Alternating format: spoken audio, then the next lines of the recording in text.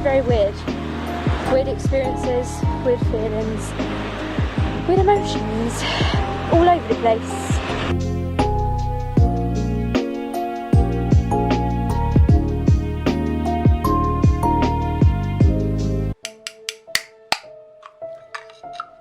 This is the only straw I've got, so let's talk about it. Hey guys, welcome back to my channel. Today, you'll never guess where I've been. Well, you can because it's in the title and you've seen preview clips, but crazy, I know, crazy. This all happened very strangely, to say the least. Basically, in the UK, this summer just gone, we were let down by the weather. It rained for like 60 days straight. It was depressing as hell. The whole of the UK felt weird. It felt weird. And me and my family were meant to go on a camping trip to my favourite place, Glastonbury. However, due to the weather, we couldn't. So we thought we had a bit of money saved up to go away, and was like, well, what now? Me being me, I went a little Googling, and I found I live an hour away from the UK's #1 haunted museum. Might be the only one, but I don't know. And I was like, perfect. So we went there, spur of the moment, very randomly. Pretty sure it's a Sunday we went as well. Very random, very last minute. Before we get started in this video, I just want to put a quick disclaimer out there because I believe you should give credit where it's due. Now, I've been a supporter of Daz Black since I was about 14. I'm 20 now, okay? So it's been about 6 years. So some of the clips you are about to see are from Daz's videos. I will put little titles just so you know which are his and which are mine. But that's just a little thank you to Daz because without his video, I honestly would have struggled to make this because I would have had no photos, forgotten some of the stories, and luckily he recovered them. And yeah, just thank you because I would have been screwed otherwise. So I gotta give credit where it's due, obviously. So let's get into who, what, when, where, why of this haunted location, haunted museum in Nottingham. Tell me more. Now, this museum holds over 1,000 haunted, cursed objects. 1,000. The place isn't that big. 1,000. So the majority of the exhibitions were donated from people who had the haunted items before, movie sets. The the whole shebang. They've just come from here, there and everywhere. But the majority had been donated from foreign countries where not a lot was said about what. They have everything from horror recreation of like the sets, the characters, the costumes, to the actual things from movie sets, exorcism kits, vampire hunting kits, shrunken heads, witches items, possessed items, cursed items, voodoo dolls. They even had something called the Devil's Toy Box. They had bones, real life human bones. I held a human skull. You want to hear more about that? Keep watching. They had caskets, serial killer items, newspapers from horrifying parts of history. They had Dybbuk boxes, open and closed. Open Dybbuk boxes. If you know anything about a Dybbuk box, you know that is a big no. They even have dolls from, you know, the Island of the Dolls? That whole story, the whole crazy, tragic story behind it. They have dolls from that location. Now, Ghost Adventures have been there. All kind of paranormal experts have been back and forth to this island, which sadly, there's no access to it anymore. Boys, that would have been really cool to see. It's kind of shut off from the public at the moment, which is really sad, but all respect. They had objects from all kinds of backgrounds, all kinds of decades. Some of them had tragic background stories. Some of them were just... Some of them we don't even know. You don't even know what the background or the history is behind it. And that's quite scary to think about, because they were donated for a reason. Now this beautiful, beautiful place. Now this place is owned by a couple called Steve and Mary Wesson. I hope I'm saying that right. If not, I am so sorry. Originally, the Haunted Museum was actually at a different location, and I believe it was an old cinema built in 1959, so it had a pretty cool history, and I've seen pictures of what it used to be and it looked so cool. However, it was threatened with demolition and things didn't go too well, so they moved locations, and honestly, where they are at now, it's pretty cozy. It's pretty cozy. Where they are currently located, it actually used to be a music shop. So if you ever hear music playing, you're rolling back in time. Now what I found really interesting was the owners claim that every single object they have in the museum was investigated before put into the museum, which I would love to see, like, video proof of that. Not saying I don't believe them, I believe them, but like I would love to see what they caught, how they found out some of the information, and I want to see that. That would be a really cool series. Now originally, the one thing about this place which I found quite odd was the fact that it used to be only 2 rooms were strictly no photography, no videography, whatever you want to call it, and that was the ones with the Dybbuk boxes in, and I believe the other one was with the cursed objects room, because you don't want to upset spirits, do you? Like, come on, because we all know there is some rude people out there, like. However, they have now changed it to every single part of the museum apart from the gift shop is strictly no photography, no videography, nothing. So I was kind of gutted when I got there that I found out I couldn't film, which was really sad because I planned to do a whole video on it, and I still am. Hey, it kind of gutted me out, but then I understand, you know, that there are people out there that will take it a bit too far and just do a whole-blown paranormal investigation, not knowing what they're doing, speaking to spirits where they, God knows, come from. I think it would raise hell, quite literally. The 2 rooms that were strictly prohibited from videography and photography were originally the Dybbuk box room and Martha's room. Who's Martha, you might ask? Well, we're gonna meet her. Yep, we're gonna meet her. Out of all the rooms, sprouted about the museum were like little TV screens of evidence they've actually caught from their own CCTV cameras, which I thought was really cool. Some of the evidence that they caught was poltergeist activity, orbs that you could not mistake them, they were orbs. They weren't bits of dust, they weren't bugs, they were orbs. The Victorian hearse was, I believe it said something about it being the last one of its kind, and they happened to have it. That's the first object you see when you walk through the gates, and it's eerie because it has gravestones around it, and I'm pretty sure some of them are real gravestones. Also, of course, what was the other room that had the paranormal evidence? It had to be the Dybbuk box room, didn't it? It had to be the Dybbuk box room. Roll the clip.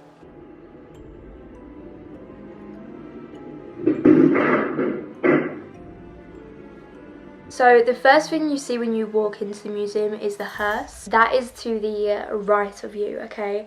And then you turn and there's stairs going up and then down into a basement looking thing. Should we go upstairs first or downstairs first? What are you thinking? We made the mistake of going downstairs first. Yay! Dora didn't help us on this one.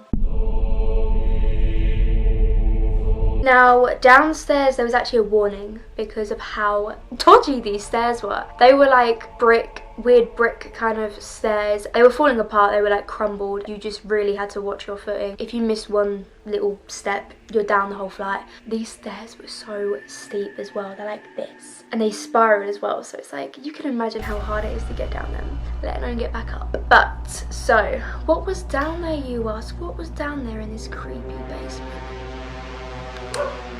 Let me tell you something. It wasn't actually a basement. The basement is at the end. Okay, so right at the beginning as you get down there was a very scary looking mannequin wearing some sort of witches, you know, it had a vampire hunting kit from, I can't even remember, but it was like 1800s kind of time. Before our time, let's just say that. It was very eerie down there, but alright, it was nothing. Okay, move on. We go down further. There's a really tight hallway, right? Imagine like, it gave catacomb vibes. I don't know why, but it did. All stone, all brick, very cold. It almost feels damp and wet down there. The vibe was off from the get-go. It's cold stone all the way down, really thin, so you're walking down one at a time because you can't get past each other. No, you can't overtake. So once you're down there and there's people behind you, you're stuck. And I made the mistake of going first. Along the brick wall, both sides, so you're kind of touching them because it's kind of... Along both sides of these stone walls were little holes dug out.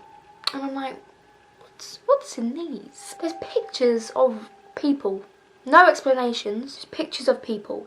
And I'm like, who are these people? Oh, look. Wait, to the side of the picture, bags. There's bags of stuff. There's like, there's a good 20 along both walls. It slowly starts to kick in to my head. They're people's ashes. They are people's ashes. They had people's ashes and photos of the person along both walls. And that's not even the worst part. That's not even the worst part. So, you turn the corner. Obviously, there's ashes all along this long hallway. But that's not what catches your eye first. At the end of the hallway is this gorgeous, elegant wedding dress. Also, you think. The story behind this wedding dress is kind of an odd one. Really. The story goes that they originally just had the dress as a prop. There was no story behind it, no nothing, it was just a prop. However, during one investigation, a female spirit came through wanting to possess the dress, as she claimed to have died in one like it. Not a wedding dress, but just a white dress that she died in. They gave her full permission to possess this dress. I can't remember how this woman died, but something tells me it wasn't very nice, because the gut-wrenching feeling me and my mum felt while looking and just being around this dress, even though it was so gorgeous. That was even before we read the story. Now, we just felt sick. We were like there for 10 minutes and we just felt so like gut-wrenching, churning, sick, and it was like headache to the point me and my mum went, I think we should go back upstairs. Let somebody else come down here and experience what we are. I read the story and I felt emotional. I felt damn emotional. So I really don't know what that woman went through, but I would love to actually find out her story. Her story just felt very sad. I don't know if it's because I'm also a young woman and thinking of being in her shoes for even a second seems really like gut-wrenching and sad, and just the energy and the emotion behind the story, the dress, her energy. It said that if you ask her, she will show herself to you. I did ask her. I didn't see nothing, but I'll keep reading on. So we decided to go back up from the basement onto the main floor to go up the stairs. Now up these stairs were an assortment of rooms with all different themes. But up the stairs were portraits of, I don't know if you've ever heard the cases of the crying boy. I would not risk it. My worst fear is fire. I would not go. No, no, no.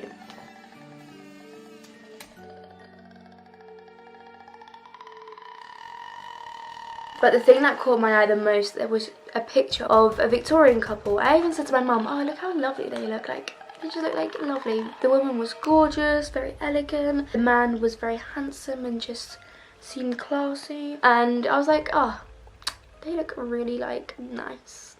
It was just like a cute kind of like thing. Because in my head I was like, oh, they must have a beautiful love story. Oh, how cute. Why are they here? I read the plaque. These pictures have a darker background. This couple loved each other so much that they decided to have a suicide pact so they could be together eternally in life and death. They did a blood pact. I don't know. They were meant to be facing each other, the portraits, because of the energy. However, in this museum, I don't know if they've done it on purpose to kind of like upset the spirits and cause paranormal stuff. I don't know. But the pictures were put up so they were looking away from each other. And I don't know why that made me feel uneasy, but it did. It did. Leading on from the stairwell, you are first led into a room full of dolls. So in this room there was a bunch, like this, the ceiling, all around the walls were just a bunch of dolls of all creations. They were from the Island of Dolls, and there was a couple others of like remakes from movies. However, there was one of the real Saw puppets from the original Saw movies on his little tricycle, which I thought was really cool because Saw franchise is huge. So to have like an original item from there is pretty big. Leading on from this room, this worker came out of nowhere actually. She kind of came out of nowhere. She even made a joke herself about, you know, haha, I am real by the way. I didn't just come out of nowhere. It was just very weird, but she was obviously real. She was telling us stories about, you know, the staff and what they've experienced, and her experiences were in the exact room we were in. She had her hair yanked. Just casually. Yeah, last week I just had my hair yanked when I was up here mopping alone, yeah. But why are you so casual like that? Like, that's not okay. And then she went about her day, she went back down the stairs, probably to go tell more stories to more people, and we went about our way into this room. This room was full of even more dolls, like twice as many. They were in glass cases. Why were these dolls in glass cases? Why were they, you ask? Yeah, let's get on to that. It just so happens that they were in glass cases because they're either possessed or cursed. Doorways of these places are like your normal doorways, you know, you can fit one person in at a time. You can't really overtake someone. So my dad was here reading something, my mum was here, and I was here. So I was just about to enter the doorway. I scooted out the way because I thought someone was behind me because I felt someone touch my leg. The only way I can explain it is it felt like, if you've ever been on, you know, London when it's rush hour, or, you know, New York City, any major cities like that, but it's been like rush hour and like you're on the tube, the train, it just felt like someone was trying to brush past me, like touch my leg, and I was like, hey, there was no one there. There was no one there. That still gives me the heebie-jeebies, but we're cool. I made a friend. That experience happened and I thought that was very weird because these are all dolls, and dolls are usually possessed by younger spirits. The only way my leg would be touched would be by a smaller person. We're not going to talk about it anymore, we're going to move on. You know, we just went around the room slowly reading about all the different stories of the dolls and all the different spirits that are attached to them, their backgrounds and all that kind of jazz. There was this one doll. It was kind of like a Robert the Doll situation, and Robert, you have my utmost respect. I've seen the Salmon Colby Robert the Doll video. I've seen many videos on that little man. Can I call him that? Ooh. Let's just say I wouldn't risk it to look him in these eyes. I shut my eyes every single time they showed him on screen. I still felt eyes lurking, but we're not going to talk about that because we're talking about a different doll. But it's the same kind of thing, okay? Just get that, because he was the only one that wasn't in a glass case, who was sat upright. And I thought, oh, little clown doll.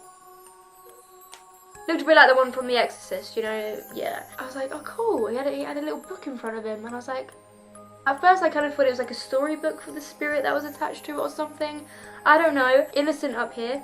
I see a lot of signatures and a lot of sorry, blah blah blah. There's letters all around him. I'm thinking, oh, shouldn't be it. Shouldn't be looking him in the eyes. I said, hi, I have nothing but respect for you. I hope you have a lovely day, and then I moved on. I moved on because I was like, I have respect for you.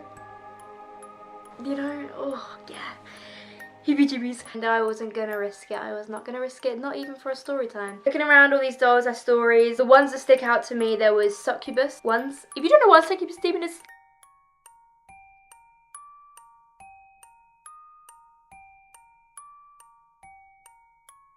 Annalise, isn't she pretty? She came from the same batch of like dolls in the toy factory that the original Annabelle doll did. She was made in the same time, same batch. That's just crazy as it is, but she also has an attachment. Let me read it to you now, baby. This is what the museum has said about Annalise. Annalise is one of our special dolls within the museum. She is the same vintage year as the famous Annabelle doll, like I said. Annalise's story also comes from America and has had a very strange past. The family that owned her said that their 8-year-old daughter would speak to a lady called Annalise. Items and toys would be played with when the child was not home, and electrical items would turn on. Footsteps and dragon sounds were often heard. It got to a point where the only person or thing the little girl would speak to was this doll, Annalise. She told her parents that she talks to the lady and said that the lady lives with them and wants to do bad things. The parents decided it was the best to remove this doll, and now she resides at the museum. Thing is though, she is a cute little doll. Like if I was, you know, an 8-year-old girl, I'd ask my parents to be like, oh, can I get her? She's so cute. I want to have a tea party with her. No, I don't. No, I do not. At this museum, there's even a real voodoo doll, which the owner, Marie, her friend, actually decided, let's make it a real one. She actually put her own hair and blood into this voodoo doll, obviously to do the ritual sides of the thing, bring it to life, I guess? I don't know what you would say, I don't know. Knowing that now is very unsettling, because when you're at the museum, it's just by itself, there's no information about it, it's just sat there in a corner. I actually got a video of it, I'll play it now. Now knowing, oh no, it's real, I don't want to know. I don't want to know. There were dolls in this room. One I remember so specifically. It had these glass eyes, and if I remember correctly, they were actually glass eyes from like somebody who went blind. It had their hair, and he was scary. He was really scary. I didn't vibe with it. The story as well behind it, I don't know, it just felt, I don't know, like kind of like a Chucky vibe, but if Chucky was made with human hair and human eyes. Then you went through these like little plastic things, I don't know what they're called. It led you into like a remake of a morgue room.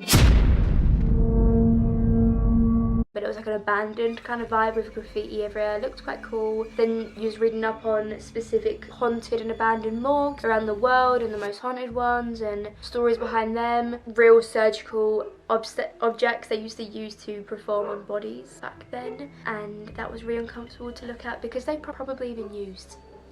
There's even morgue tables that were real, from real morgues that now shut down. You can't even imagine to fathom how many bodies had been sliced and diced open on that table.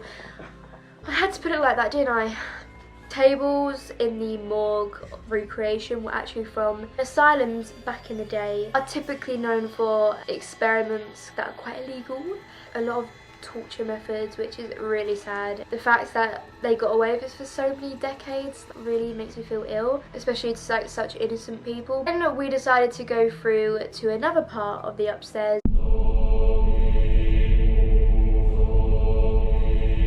It contained the room where it kind of looked like an exorcism was going on. It looked really cool. It looked like, because it had the exorcist kind of doll. Regan! We all know and love her. I've recently just watched the new Exorcist movie actually last week, and it was alright. But this story isn't alright. So the Regan doll sometimes is found sat up, and people are thinking, you know, walking past in this haunted museum, oh, it's an animatronic, haha, funny, almost got me. Move on, let's walk about, let's continue. She's not an animatronic. She's not. She's just a doll, like a stuffed doll, a remake, mannequin style. She's not an animatronic, okay? She's not.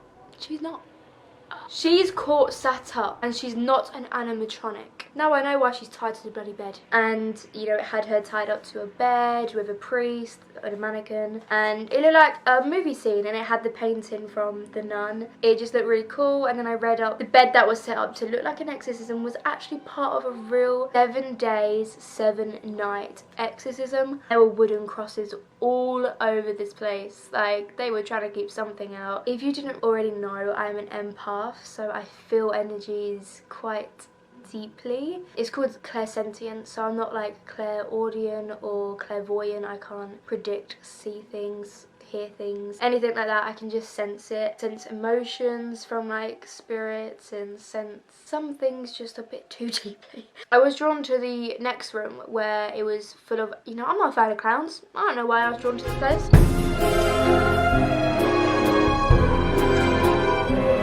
And then I saw the John Wayne Gacy picture, which is real, by the way.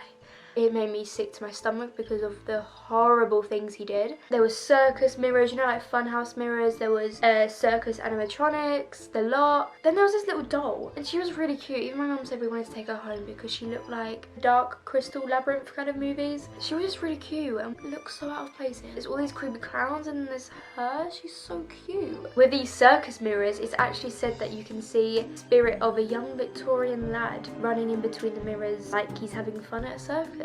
He is said to be seen on quite a few occasions. I personally didn't see him or hear anything. How could you with the loudness of the circus music playing? This little doll, her name was Hattie, and she was my favourite. She was my favourite, like, I had to have a favourite. Sweet old Hattie. Oh, I don't know why. Thinking about her makes me emotional. I don't know what it is, but it does. So I don't know what kind of effect she had on me and her spirit had on me, but I love you, Hattie. It was just me and my mum. We just wanted to take her home. We don't even know what it was. We just wanted to take her home. We wanted to mother her. Like, I just wanted to hold her in my arms and be like, oh, you know, why? I don't know. I don't know. I don't know. She just had that sweet energy. Like, you kind of wanted to be around her, because a lot of the objects that were possessed, cursed, whatever it was, you didn't want to be around them because the energy was off, okay? But hers was sweet, innocent. It felt warm. It felt like a hug, okay? I don't know what it was. Something was telling me this room isn't for her, even though after reading her little sign of her story, it's actually said that if you take away her toys or her dolls, her kind of environment, she will throw a temper tantrum, because if she's a little kid spirit, these are her toys. You know, it's like taking candy from a baby, you know, you're not gonna do it. I don't know, because I just found that really weird, because I'm an empath and I feel energies very deeply, and something was just telling me she doesn't want to be in this environment of clown dolls because they feel kind of threatening and she doesn't. Do you know what I mean? I started to click, it's not them that feel threatening, it's the bloody room next door. So Hattie is known to be a very, very sweet spirit. I mean, her nickname is Happy Hattie Doll, so it says it in the name. She will play with you, she will get involved with you, she might even show herself to you. Apparently she's very easy to investigations with. However, like I said, if you take away her toys or mess with her environment in any way, she will get upset and she will throw a temper tantrum. Obviously, I look a little different, and that is because it is a few days later, as I lost some of my footage. That has never happened to me, okay? Never happened to me. And I think it's a bit odd that it happens on the video I'm talking about, cursed, haunted, possessed items. So, let's not dwell on that fact and move on. There is a shelf of skulls, a shelf of human skulls, okay? Okay? Yeah. These skulls, they have spirits attached to them. Not all of them, some of them are just plain human skulls, plain. Like, that's normal. Yeah, some of them are just human skulls, some of them have attachments, and they are quite odd. They are the oddest attachments you'll probably hear. One of them is known for crying, like weeping, crying, and apparently it's heard throughout the whole of the museum. I don't know what he's crying about, so I don't know. But I might join him in that. There's also a specific spirit linked to one of the skulls, which is called Henry.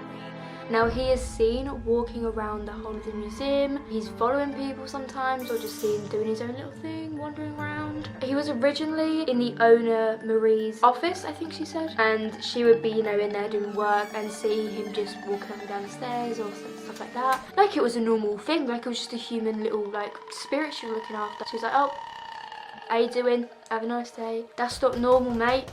That ain't normal. Yeah, that was a bit unsettling. So what did I do? I held to.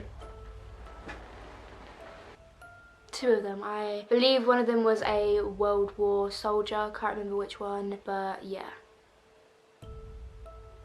I don't know what possessed me to want to hold these skulls. I mean, I guess in my head I was thinking, fun now, story time, a great conversation starter to scare people away.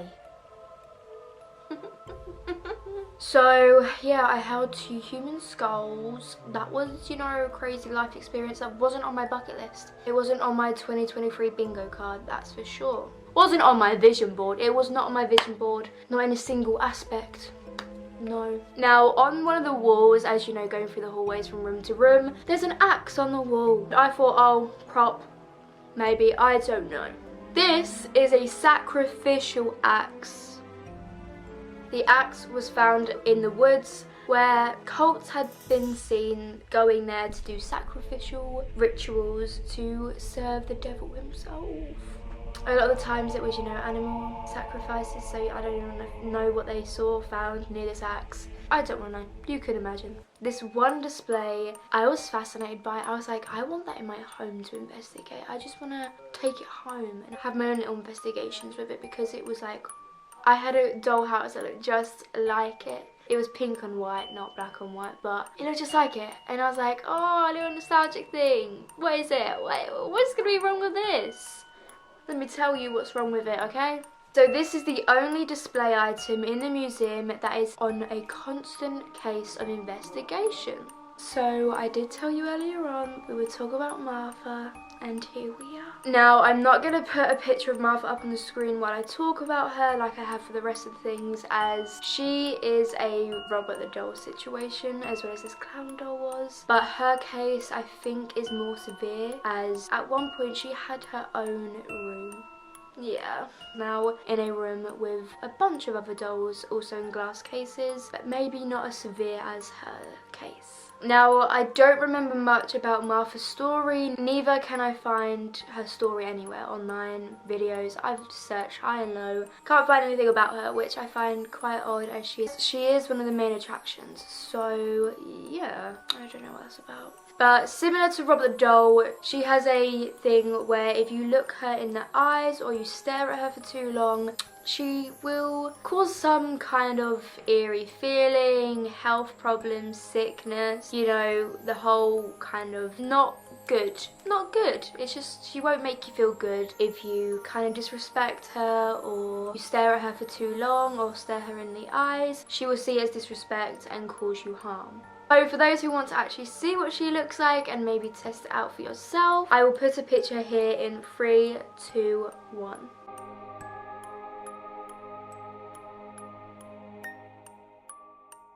So please do let me know in the comments if you felt anything, if anything just felt unsettling, kind of anything, just anything. Personally, for me, I can't remember her specifically in the museum, as I was just so like overwhelmed by everything there. Looking at her picture, you know, while I was doing the research, I did start to get a headache. I don't know, because I do someone who suffers with migraines and headaches, and I did get one. I don't know if that's just my health or something she's putting on. Yeah, let me know if you felt anything. Maybe one day we can go back and do a whole investigation kind of thing. So thank you guys so much for watching today's video. I really hope you enjoyed it as much as I did, and I really want to go back. So if you want to see me go back, maybe we could even do an investigation if we get the chance. Let me know. Like the video, comment down below, let me know if you're enjoying this kind of content, if you're enjoying my Halloween uploads, you want to see any more kind of videos, give me recommendations, all that kind of stuff. And of course, the main attraction, do not forget to subscribe, because we have something really exciting content coming this autumn and I do not want you to miss out. 2 videos, really exciting videos coming out at the end of the month, the right end of the month, so you're gonna have to wait. That's why you subscribe and you turn the bell notification on to get notified when I upload them. 2 story times. Time a ghost sent me a postcard. Yeah, it really happened. And 2, the time I took a picture with a ghost. So if you want to see the proof, the evidence that I have, and the story time behind them, you know what to do. go down there and press that little red button. It's free. It just takes you moving it and clicking it. And it will make me extremely happy because we're so close to 500. That means I have 500 of you beautiful, beautiful, beautiful people that I just want to hug. I want to hug you, okay? Follow me in here as well because I show a lot of behind the scenes content. I reveal some videos that I'm doing before this channel sees it. So you don't want to miss out on all the behind the scenes stuff. And you also can get more involved in my videos when I do Q&As. I involve you guys in story times and all stuff like that, okay? So follow me here. Subscribe down here, like down there. If you know places that I can go to do paranormal investigations in the UK, then let me know because I am so willing to suffer for you guys. On that note, I am gonna go because I've actually got quite a headache after talking for ages and ages and ages. So I'm gonna go and I'm gonna eat and I'm gonna drink water. And I hope you have an amazing, amazing day, night, whenever you're watching this. Stay safe and I love each and every one of you so damn much. Bye!